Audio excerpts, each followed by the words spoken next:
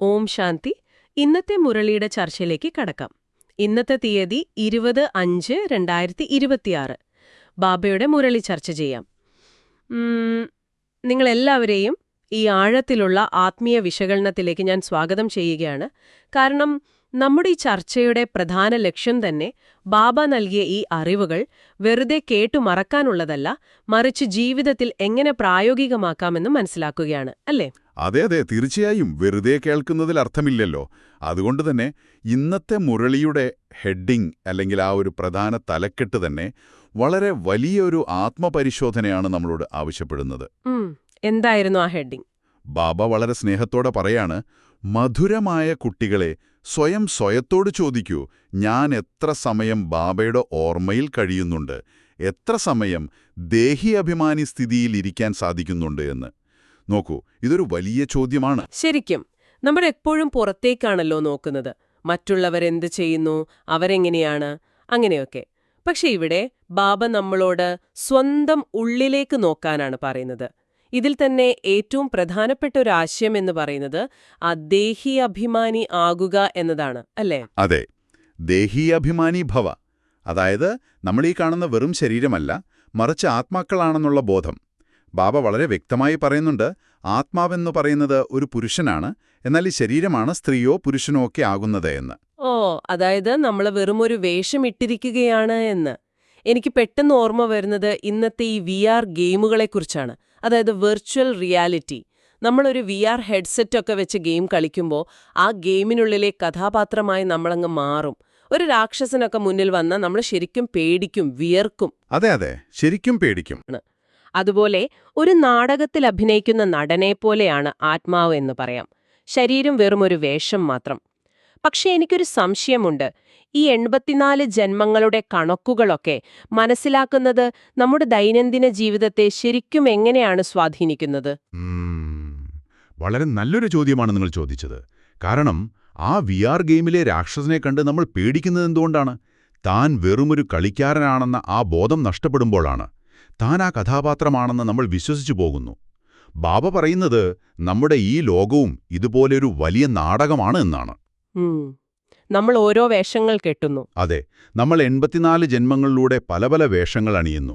ചിലപ്പോൾ രാജാവായി, ചിലപ്പോൾ ദരിദ്രനായി, അങ്ങനെ പലതും. പക്ഷെ നമ്മുടെ എല്ലാ നല്ലതും ചീത്തയുമായ സംസ്കാരങ്ങൾ ഈ വേഷത്തിലല്ല, ആത്മാവിലാണുള്ളതെന്ന് ബാബ പറയുന്നു. ഇത് തിരിച്ചറിയുമ്പോൾ എന്ത് സംഭവിക്കും? ലൗകിക ബന്ധങ്ങളിൽ നിന്നും നമ്മുടെ ശ്രദ്ധ പതുക്കെ മാറും. അതായത് ഈ കാണുന്നതൊന്നും ശാശ്വതമല്ല എന്നൊരു തിരിച്ചറിവ് വരും. തീർച്ചയായും. ആ തിരിച്ചറിവ് വരുമ്പോൾ നമ്മുടെ ശ്രദ്ധ പാരലൗകിക അച്ഛനിലേക്ക്, അതായത് ബാബയിലേക്ക് പൂർണ്ണമായും തിരിയും. ആ ഒരു കണക്ഷനാണ് ബാബ ഇവിടെ ഉദ്ദേശിക്കുന്നത്. ശരിയാണ്. പക്ഷേ പ്രായോഗികമായി ചിന്തിക്കുമ്പോൾ എന്താ പറയാം, എനിക്കൊരു വലിയ സംശയം തോന്നുന്നുണ്ട്. നമ്മൾ വെറും ആത്മാക്കളാണെന്നും ഈ ശരീരം വെറുമൊരു വേഷം മാത്രമാണെന്നും മനസ്സിലാക്കിയാൽ പിന്നെ എന്തിനാണ് ഈ ലോകത്ത് കിടന്നിങ്ങനെ കഷ്ടപ്പെടുന്നത്? കഷ്ടപ്പെടുന്നത് എന്ന് വെച്ചാൽ? അതായത് രാവിലെ എഴുന്നേറ്റ് ട്രാഫിക്കിലൂടെ വണ്ടി ഓടിച്ച് ജോലിക്ക് പോകുന്നു, മീറ്റിംഗുകളിൽ ഇരിക്കുന്നു, പണമുണ്ടാക്കുന്നു. ഇതിനൊക്കെ എന്തർത്ഥമാണുള്ളത്? ഇതൊക്കെ ഉപേക്ഷിച്ച് എവിടെയെങ്കിലും ശാന്തമായി കാട്ടിൽ പോയിരുന്നാൽ പോരെ? കർമ്മങ്ങളെല്ലാം സന്യസിക്കുക. നമ്മൾ കേട്ടിട്ടില്ലേ, സ്ട്രെസ് ഒഴിവാക്കാൻ അതാണ് ഏറ്റവും നല്ല വഴിയെന്ന്. ഒറ്റ നോട്ടത്തിൽ അതൊരു എളുപ്പവഴിയായിട്ട് തോന്നും. എനിക്കും ചിലപ്പോൾ അങ്ങനെ തോന്നിയിട്ടുണ്ട്. പക്ഷെ ബാബയുടെ വളരെ യുക്തിസഹജമായൊരു കാര്യമാണ് പറയുന്നത്. ബാബ പറയുന്നു, നമുക്കൊരിക്കലും ഒരു കർമ്മസന്യാസിയാകാൻ സാധിക്കില്ല എന്ന്. അതെയോ? സന്യാസിമാർ കർമ്മം ചെയ്യുന്നില്ലേ? ഇല്ല. ലോകത്തിലെ സന്യാസിമാർ പോലും വീടുപേക്ഷിച്ച് കാട്ടിൽ പോയാലും അവർ കർമ്മങ്ങൾ ചെയ്യുന്നുണ്ട്. അവർ ശ്വസിക്കുന്നുണ്ട്, നടക്കുന്നുണ്ട്, ചിലപ്പോൾ ഭക്ഷണത്തിനായി ഭിക്ഷയാചിക്കുന്നുണ്ട്. ഇതൊക്കെ കർമ്മങ്ങളല്ലേ? കർമ്മേന്ദ്രിയങ്ങൾ ഉള്ളിടത്തോളം കാലം ആർക്കും കർമ്മങ്ങളിൽ നിന്നും മാറി നിൽക്കാനാകില്ല. ഓ, അത് ശരിയാണല്ലോ. അപ്പോൾ എവിടെ പോയി ഒളിച്ചാലും രക്ഷയില്ല. അതെ, യഥാർത്ഥ കർമ്മസന്യാസം എവിടെയാണ് സാധ്യമാകുക എന്ന് ബാബ പറയുന്നുണ്ട്. അത് ശാന്തിധാമത്തിൽ, അതായത് നമ്മുടെ മൂലവതനത്തിൽ മാത്രമേ സാധ്യമാകൂ. കാരണം അവിടെ കർമ്മേന്ദ്രിയങ്ങളില്ല. ഈ ലോകമെന്നു പറയുന്നത് ഒരു കർമ്മക്ഷേത്രമാണ്. കർമ്മക്ഷേത്രം. അപ്പോൾ കർമ്മം ചെയ്തേ മതിയാകൂ. തീർച്ചയായും. അതിനാൽ നാം കർമ്മം ഉപേക്ഷിക്കുകയല്ല വേണ്ടത്, മറിച്ച് കർമ്മം ചെയ്തുകൊണ്ട് ബാബയെ ഓർമ്മിക്കുന്ന, കർമ്മയോഗികളാകണം എന്നാണ് ബാബ ഓർമ്മിപ്പിക്കുന്നത്. കർമ്മയോഗികൾ കേൾക്കാൻ വളരെ ഗാംഭീര്യമുള്ളൊരു വാക്കാണ്. പക്ഷേ ഒന്ന് ആലോചിച്ചു നോക്കൂ, കർമ്മങ്ങൾക്കിടയിൽ ബാബയെ ഓർമ്മിക്കുക എന്നതത്ര എളുപ്പമാണോ? എന്റെ ഓഫീസിൽ വലിയൊരു പ്രശ്നം നടക്കുകയാണ്. എന്റെ ബുദ്ധി മുഴുവൻ അതെങ്ങനെ പരിഹരിക്കാമെന്നതിലായിരിക്കും. അവിടെ ബാബയെ ഓർമ്മിക്കാൻ പലപ്പോഴും മറന്നുപോകും. അവിടെയാണ് ബാബ പറയുന്ന ആ മായയുടെ ഇടപെടൽ വരുന്നത്. മായ എപ്പോഴും നമ്മുടെ ഈ ശ്രദ്ധ തിരിക്കാനാണ് ശ്രമിക്കുന്നത്. അതെ അതെ, ഈ മായയെക്കുറിച്ച് പറയുമ്പോൾ ഇന്നത്തെ മുരളിയിൽ ബാബ വളരെ കൗതുകകരമായൊരു കഥ പറയുന്നുണ്ട്. ആ ജിന്നിന്റെ കഥ. അത് ശരിക്കും വളരെ രസമുള്ള എന്നാൽ ഒത്തിരി അർത്ഥമുള്ളൊരു ഉദാഹരണമാണ്. അതായത് ആ ജിന്നിനെപ്പോഴും എന്തെങ്കിലും ജോലി കൊടുത്തുകൊണ്ടേയിരിക്കണം, അല്ലേ? അതെ, ആ ജിന്നിന്റെ ഉദാഹരണം ബാബ വളരെ കൃത്യമായിട്ടാണ് പറഞ്ഞിരിക്കുന്നത്. ബാബ ഓർമ്മിപ്പിക്കുന്നു, നിരന്തരം ബാബയെ ഓർമ്മിച്ചില്ലെങ്കിൽ ആ മായയാകുന്ന ജിന്ന് നമ്മളെ വിഴുങ്ങുമെന്ന്. നമ്മളെ വിഴുങ്ങുമെന്ന് പറഞ്ഞാൽ നമ്മളെ നെഗറ്റീവ് ചിന്തകളിലേക്ക് കൊണ്ടുപോകുമെന്നാണോ? ശരിക്കും അതുതന്നെയാണ്. നമ്മുടെ മനസ്സ് എന്ന് പറയുന്നതാണ് ആ ജിന്ന്. അതിനെപ്പോഴും എന്തെങ്കിലും ചിന്തിക്കണം. നമ്മൾ ബോധപൂർവം ബാബയെ ഓർമ്മിക്കുക എന്ന ജോലി ആ ജിന്നിന് നൽകിയില്ലെങ്കിൽ അത് പഴയ കാര്യങ്ങളും അനാവശ്യ കാര്യങ്ങളും ചിന്തിച്ച് നമ്മളെ തളർത്തും. അതാണ് മായ വിഴുങ്ങുക എന്ന് പറയുന്നത്. അതിന് ബാബ പറയുന്നൊരു പരിഹാരവുമുണ്ട്, വായിൽ നാണയമിടുക എന്നത്. അത് പഴയകാലത്തെ ഒരു രീതിയാണ്. ആവശ്യമില്ലാതെ സംസാരിക്കാതിരിക്കാൻ ആളുകൾ പ്രതീകാത്മകമായി പറയുന്നതാണ്. പക്ഷെ ഇന്നത്തെ കാലത്ത് ഇത് ചിന്തിക്കുമ്പോൾ എനിക്ക് ശരിക്കും ചിരി വരുന്നുണ്ട്. അതെന്താ ചിരി വരുന്നത്? അല്ല, ഇന്ന് നമ്മൾ സംസാരിക്കുന്നതിനേക്കാൾ കൂടുതൽ വാട്സാപ്പിലും സോഷ്യൽ മീഡിയയിലും അല്ലേ? അപ്പോൾ നമ്മുടെ വിരലുകൾക്കിടയിലാണ് ശരിക്കും ആ നാണയം വെക്കേണ്ടത്, നിരന്തരം അനാവശ്യമായി സ്ക്രോൾ ചെയ്യാതിരിക്കാൻ. ഓ, അതൊരു കിടിലൻ ഉദാഹരണമാണ്, ആ ഡിജിറ്റൽ നാണയം. ശരിയാണ്, ഓർമ്മയിലിരിക്കുക എന്ന് ബാബ പറയുമ്പോൾ അനാവശ്യമായ ഇത്തരം കാര്യങ്ങളിൽ നിന്നും മാറി നിൽക്കുക എന്നതുകൂടിയാണ് ഉദ്ദേശിക്കുന്നത്. ഈ ഓർമ്മ വഴി മാത്രമേ മായയുടെ ശല്യങ്ങളിൽ നിന്ന് രക്ഷ നേടാനാകൂ. അതെ, അനാവശ്യ കാര്യങ്ങളിൽ ഇടപെടുമ്പോഴാണ് നമ്മുടെ എനർജി പോകുന്നത്. കൃത്യമായി പറഞ്ഞു. ബാബ പറയുന്നുണ്ട്, ജ്ഞാനം എളുപ്പമാണെന്ന്. അതായത് ഈ കാര്യങ്ങളൊക്കെ മനസ്സിലാക്കാൻ എളുപ്പമാണ്. എന്നാൽ ഈ നിരന്തരമായ ഓർമ്മയുടെ യാത്ര, അവിടെയാണ് യഥാർത്ഥ പരിശ്രമമുള്ളത്. അതെല്ലാവർക്കും എളുപ്പമല്ല. ശരിയാണ്, മായയോട് യുദ്ധം ചെയ്ത് വിജയിക്കുക എന്നത് വലിയൊരു കാര്യമാണ്. പക്ഷെ എനിക്കറിയേണ്ടത്, ഈ യുദ്ധം ചെയ്ത് വിജയിച്ചാൽ നമുക്ക് ലഭിക്കുന്ന പ്രാപ്തികൾ എന്തൊക്കെയാണ്?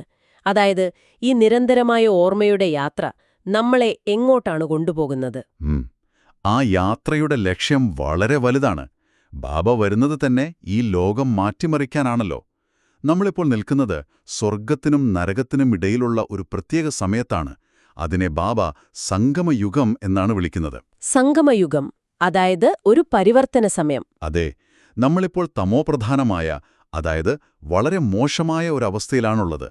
അവിടെ നിന്നും സതോപ്രധാനമായി മാറി സത്യയുഗത്തിലെ, അതായത് സ്വർഗത്തിലെ 21 ജന്മത്തേക്കുള്ള സദ്ഗതി നേടാനാണ് ബാബ ഈ രാജയോഗം നമ്മളെ പഠിപ്പിക്കുന്നത്. ഓ, 21 ജന്മത്തേക്കുള്ള സദ്ഗതി. ഇത് കേൾക്കുമ്പോൾ തന്നെ വലിയൊരാവേശം തോന്നുന്നുണ്ട്. ഈ സ്വർഗം എവിടെയാണ് വരുന്നത്? ഭാരതത്തിൽ തന്നെയാണ് ഈ സ്വർഗം സ്ഥാപിക്കപ്പെടുന്നതെന്ന് ബാബ ഉറപ്പിച്ചു പറയുന്നുണ്ട്. ആ ഒരു ലക്ഷ്യത്തിലേക്കാണ് നമ്മുടെ ഈ ഓർമ്മയുടെ യാത്ര നമ്മളെ കൊണ്ടുപോകുന്നത്. വളരെ മനോഹരം. അപ്പൊ നമ്മൾ ഇന്ന് ഒത്തിരി കാര്യങ്ങൾ ചർച്ച ചെയ്തു. ഈ മുരളിയിലെ പ്രധാനപ്പെട്ട കാര്യങ്ങളെല്ലാം ഒന്ന് ചുരുക്കി പറയാമെന്ന് തോന്നുന്നു. ഇതിലെ മുഖ്യ സാരം എന്താണെന്ന് ഞാൻ ആദ്യം പറയാം. പ്രധാനമായും 2 പോയിന്റുകളാണ് ഇന്നത്തെ ധാരണയ്ക്കുള്ളത്. ഒന്ന്, ദേഹി അഭിമാനിയായി മാറി ആത്മാവിനെ സദോപ്രധാനമാക്കുക എന്നതാണ്. അതെ, അത് വളരെ പ്രധാനമാണ്. പിന്നെ രണ്ടാമത്തെ കാര്യം, നമ്മൾ പറഞ്ഞ ജിന്നിന്റെ കഥ. ജിന്നിനെ പോലെ മനസ്സിന് എപ്പോഴും ഓർമ്മയുടെ യാത്രയെന്ന ജോലി കൊടുക്കുക, മായയോട് തോൽക്കരുത്. ഇതാണ് മുഖ്യസാരം. ഇനി മുരളിയിലെ മറ്റു പ്രധാനപ്പെട്ട ടൈറ്റിൽസിലേക്ക് വരാം. ഇന്നത്തെ വരദാനം ബാബ എന്താണ് പറഞ്ഞിരിക്കുന്നത്? ഇന്നത്തെ വരദാനം ബാബ വളരെ വ്യക്തമായി പറഞ്ഞിരിക്കുന്നത് ഇതാണ്. ഇന്നത്തെ വരദാനം ഇതാണ്: സാധനങ്ങളെ ഉപയോഗിച്ചുകൊണ്ടും സാധനയെ തന്റെ ആധാരമാക്കുന്ന സിദ്ധിസ്വരൂപരായി ഭവിക്കട്ടെ. സാധനങ്ങളും സാധനയും കേൾക്കാൻ ഒരേപോലെ ഇരിക്കുന്നു. അതെ, അതാണ് ഇതിലെ ഒരു ഭംഗി. ഭൗതിക സാധനങ്ങൾക്ക് അടിമപ്പെടാതെ, അതായത് നമ്മുടെ ഈ ഗാഡ്ജറ്റുകൾ, സൗകര്യങ്ങൾ, അതൊക്കെ ഉപയോഗിക്കാം. പക്ഷെ അതിനടിമപ്പെടരുത്. മറിച്ച് നമ്മുടെ ആത്മീയ സാധനയെ വേണം അടിസ്ഥാനമാക്കാനെന്നാണ് ഇതിൽ ബാബ വ്യക്തമാക്കുന്നത്. വളരെ ശരിയാണ്. ഇന്റർനെറ്റ് പോയാൽ സമാധാനം പോകുന്ന അവസ്ഥയാകരുത് നമ്മുടേത്. ഇനി ഇന്നത്തെ സ്ലോഗൻ കൂടി ഞാൻ ഓർമ്മിപ്പിക്കാം. ബാബ പറയുന്നു, ഏതെങ്കിലും ദുർബലതയുടെ അംശമുണ്ടെങ്കിൽ വംശം ജന്മമെടുക്കും, പരവശമാക്കും എന്ന്. അതൊരു വലിയ വാണിംഗ് ആണ് ശരിക്കും. അതെ, ഒരു ചെറിയ ദൗർബല്യം, അതായത് ഒരു ചെറിയ ദേഷ്യമോ അസൂയോ ഒക്കെ മതി, അത് പതിയെ വളർന്ന് ഒരു വലിയ പരമ്പരയായി മാറി നമ്മളെ തളർത്തിക്കളയും എന്ന് ബാബ നമ്മളെ വിലയിരുത്തുകയാണ്. തീർച്ചയായും ആ ചെറിയ തെറ്റുകളെ നമ്മൾ തുടക്കത്തിൽ തന്നെ ഇല്ലാതാക്കണം. പിന്നെ ഇതിൽ അവ്യക്ത സൂചനയ്ക്ക് ബാബ വലിയൊരു പ്രാധാന്യം നൽകി സംസാരിക്കുന്നുണ്ട്. എന്തായിരുന്നു ആ അവ്യക്ത സൂചന? ബാബ പറയുന്നത് സദാ അചഞ്ചല സുദൃഢ ഏകരസസ്ഥിതിയുടെ അനുഭവം ചെയ്യൂ എന്നാണ്. ഇതിനായി മനോബുദ്ധിയുടെ വിമാനത്തിൽ ഒരു സെക്കൻഡ് കൊണ്ട് ആകാരി നിരാകാരി സ്ഥിതികളിൽ എത്തിച്ചേരാൻ ബാബ നിർദ്ദേശം നൽകുന്നുണ്ട്. മനോബുദ്ധിയുടെ വിമാനം വളരെ മനോഹരമായ ഒരു വാക്കാണിത്. ഒരു സെക്കൻഡ് കൊണ്ട് പറന്നെത്താൻ കഴിയുന്ന വിമാനം. അപ്പോൾ പ്രിയപ്പെട്ടവരെ, നമ്മൾ ചർച്ച ചെയ്ത മുഴുവൻ പോയിന്റുകളും വളരെ ചുരുക്കി നിങ്ങൾക്കായി ഞാൻ ഒന്നുകൂടി റിവൈസ് ചെയ്യുകയാണ്. അതെ, അതൊന്ന് ഓർമ്മിപ്പിക്കുന്നത് നന്നായിരിക്കും. ആദ്യം നമ്മൾ പഠിച്ച അടിസ്ഥാന പാഠം ദേഹി അഭിമാനിയാകുക എന്നതാണ്. പിന്നെ ഈ കർമ്മക്ഷേത്രത്തിൽ കർമ്മം ഉപേക്ഷിക്കാതെ കർമ്മയോഗിയായിരിക്കേണ്ടതിന്റെ ആവശ്യകത നമ്മൾ മനസ്സിലാക്കി. മായായാകുന്ന ജിന്നിനെ നേരിടാൻ നിരന്തരമായ ഓർമ്മ വേണമെന്നും ഭൗതിക സാധനങ്ങളെക്കാൾ ആത്മീയ സാധനയ്ക്ക് പ്രാധാന്യം നൽകണമെന്നും നമ്മളിന്ന് ഓർമ്മിപ്പിച്ചു. അതെ, ഇത്രയും കാര്യങ്ങൾ നമ്മൾ നിത്യജീവിതത്തിൽ പ്രായോഗികമാക്കാൻ ശ്രമിച്ചാൽ തന്നെ വലിയ മാറ്റങ്ങളുണ്ടാകും. തീർച്ചയായും. അപ്പോൾ ഈ ചർച്ച അവസാനിപ്പിക്കുന്നതിന് മുൻപ് നിങ്ങൾക്കായി ഞാനൊരു ചോദ്യം ബാക്കി വയ്ക്കുകയാണ്. ബാബ പറഞ്ഞ ആ ബുദ്ധിയുടെ വിമാനത്തിൽ ഒരു നിമിഷം കൊണ്ട് പറക്കാൻ നിങ്ങൾക്ക് കഴിഞ്ഞാൽ നിങ്ങളുടെ മനസ്സ് എവിടേക്കായിരിക്കും പോകുക? ഈ ലോകത്തിന്റെ ബഹളങ്ങളിലേക്കോ അതോ ശാന്തിധാമത്തിന്റെ അനന്തമായ ശാന്തിയിലേക്കോ? ഇതൊന്ന് ചിന്തിച്ചു നോക്കൂ. വളരെ ശക്തമായ ഒരു ചോദ്യമാണത്. എല്ലാവരും തീർച്ചയായും ചിന്തിക്കേണ്ട ഒന്ന്. അതെ, ആ ശാന്തിയുടെ അനുഭവത്തിലേക്ക് പറക്കാൻ നമുക്കെല്ലാവർക്കും സാധിക്കട്ടെ എന്നാശംസിക്കുന്നു. ഓം ശാന്തി. ഓം ശാന്തി.